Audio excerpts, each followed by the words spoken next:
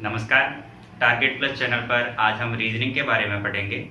आप किसी भी कंपटीशन एग्जाम की तैयारी कर रहे हो, चाहे वो बैंक की तैयारी हो या एसएससी की तैयारी हो या अदर किसी भी स्टेट की कंपटीशन एग्जाम की तैयारी हो जिसमें रीजनिंग आती है, तो रीजनिंग के जितने भी चैप्टर्स हैं उनके अलग अलग हम 1 बाय 1 वीडियो डालेंगे।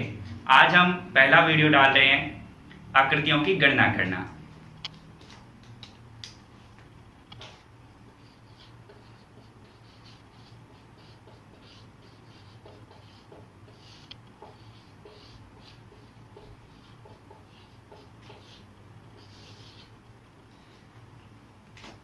किसी भी कंपटीशन एग्जाम में जिसमें रीजनिंग आती है तो आकृतियों की गणना एक महत्वपूर्ण चैप्टर है। इससे संबंधित क्वेश्चन आते हैं। उस क्वेश्चन को किस प्रकार से हम हल करेंगे ताकि हमारा समय भी बच जाए, तो प्रत्येक सवाल को हम विधि से भी हल करेंगे और टाइम बचाने के लिए जो भी ट्रिक्स काम में लेते हैं वो भी पढ़ेंगे। सबसे पहले आकृतियों की गणना करेंगे, उसमें हम लेते हैं त्रिभुज।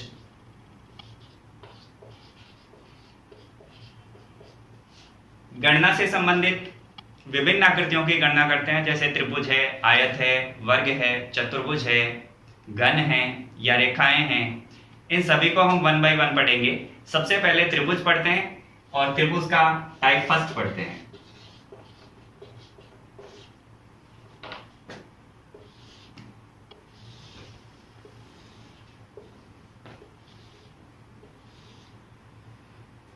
ये एक त्रिभुज की आकृति दी हुई है।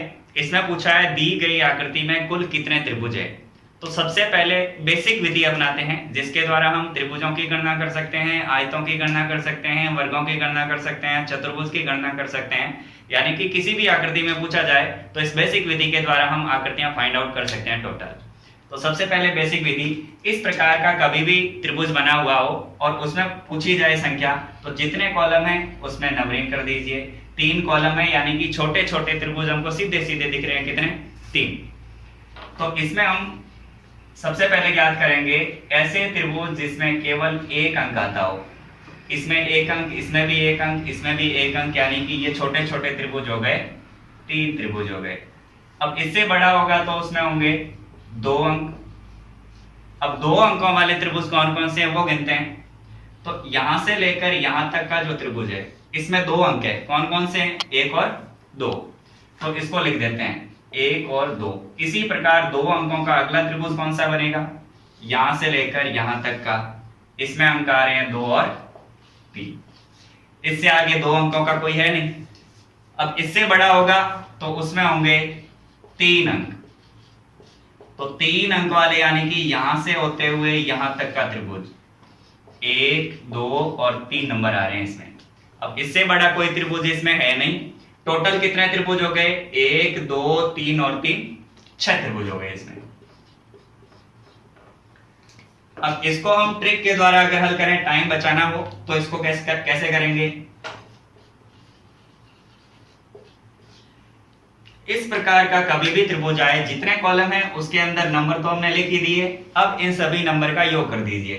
3 और 2 5, 5 और 1 6। ये तो बेसिक विधि है, इसके द्वारा हल कर सकते हैं हम। छोटी आकृति हो तो उसमें हमें ट्रिक की वैसे आवश्यकता नहीं होती, लेकिन बड़ा त्रिभुज अगर इसी प्रकार का आ जाए तो उसमें टाइम बचाने के लिए ये ट्रिक हमारे लिए बहुत कामदायी होगी। अब इस त्रिभुज में अगर इसको बड़ा कर दिया जाए,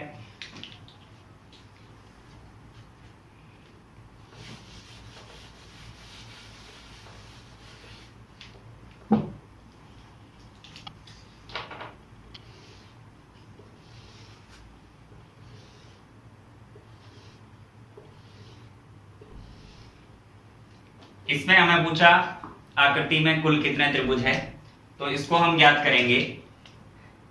पहले विधि से ज्ञात करते हैं।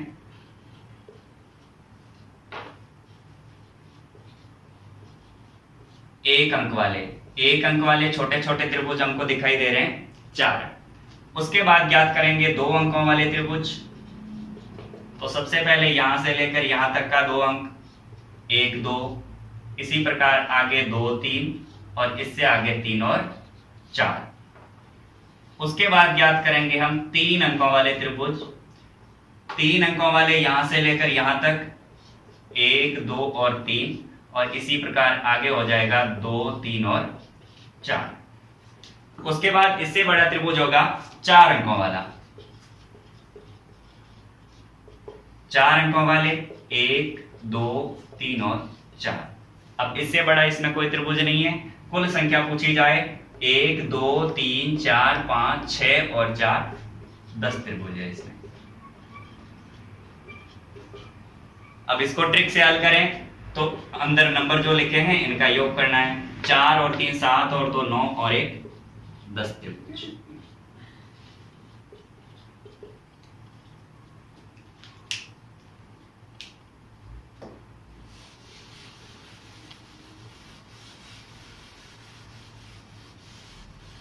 अब इसी प्रकार के त्रिभुज में अगर बीच में कोई लाइन खींच लें, बड़ा त्रिभुज बना दिया जाए, तो उसको कैसे हल करेंगे, अगला क्वेश्चन देखते हैं।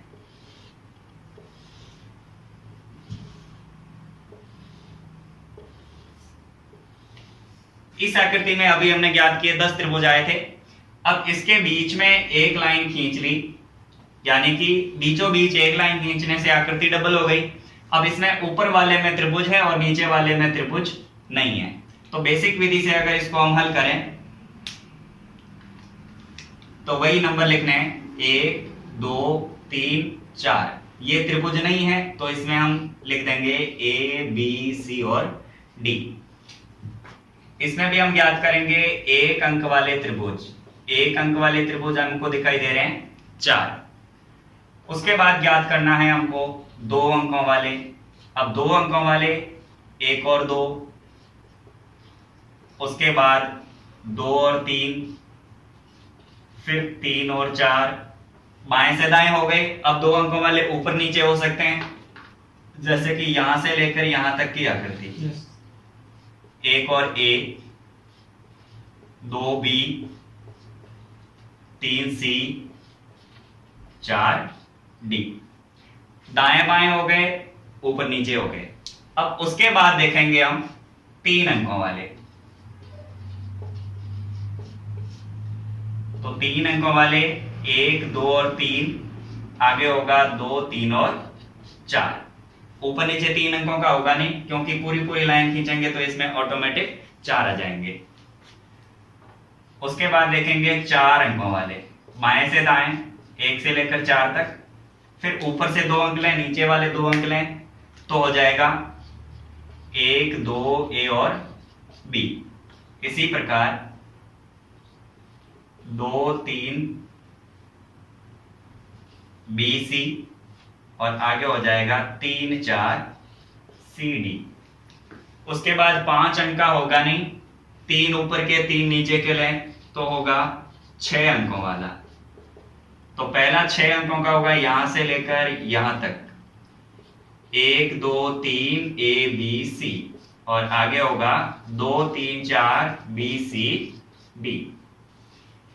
उसके बाद 7 अंकों का नहीं होगा और 8 अंकों का होगा, 4 ऊपर के और 4 नीचे के, यानी कि 1 से 4 A से D एक ही है।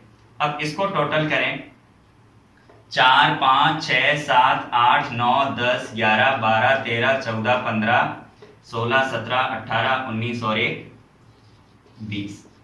इस आकृति में 20 त्रिभुज है। अब इस 20 त्रिभुज को हमें फाइंड करने के लिए 2 से 3 मिनट का टाइम लगता है, तो इसको हम ट्रिक से हल करेंगे तो बहुत जल्दी हो जाएगा। तो इसमें भी सेम विधि है, जितने कॉलम है उनका योग करिए, 4 और 3 7 और 2 9 और 1 10।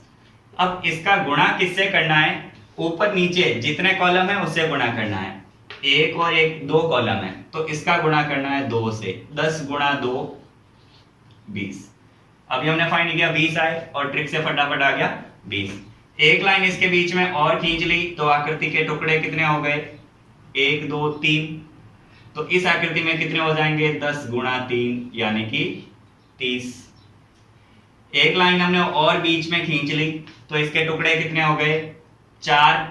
तो इसका गुणा कर देंगे 10 गुणा 4 यानी कि इसमें कितने हैं, 40। इसी प्रकार और भी त्रिभुज बनते हैं अलग अलग टाइप के, उसको हम पढ़ेंगे अगले वीडियो में।